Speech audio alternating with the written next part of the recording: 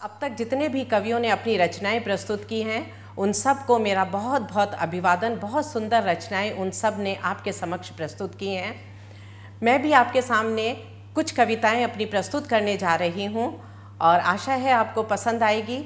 दिल से निकली कुछ ऐसी कविताएं, क्योंकि मेरी कविताएं जो हैं आप ये कह नहीं सकते कि वो श्रृंगार रस से प्रभावित हैं, वीर रस से प्रभावित हैं या किसी और रस से प्रभावित हैं। सिर्फ जो भावनाएं मेरे अंदर उमड़ती हैं उन्हीं को मैं शब्दों के रूप में प्रस्तुत करती हूँ। और सबसे अच्छी बात यह है कि मेरी सभी कविताएं कोई ना कोई संदेश देकर आती हैं।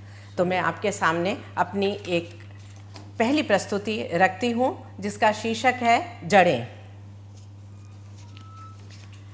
पौधों पर लगा फूल किस कदर इठलाता है, पौधों पर लगा फूल किस कदर इठलाता है, हवा के झोंकों के साथ जोर से लहराता है, अपनी खूबसूरती पर इतराता है, अपनी खूबसूरती पर इतराता है, अपनी खुशबू से वातावरण को महकाता है।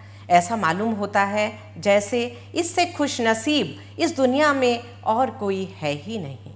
लेकिन यही फूल जब डाली से जुदा होता है, लेकिन जब यही फूल डाली से जुदा होता है, अपना वजूद गंवा बैठता है। ना वह खूबसूरती रहती है, ना वह खुशबू रहती है, ना इठलाने की वजह रहती है, ना इतराने का कारण रहता है।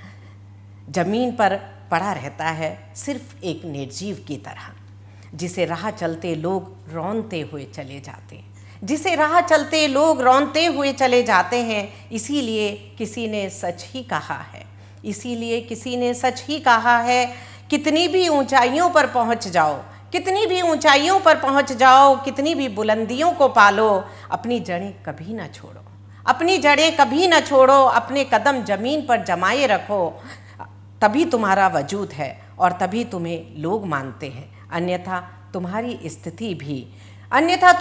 स्थिति भी डाल से टूटे हुए फूल के समान होगी।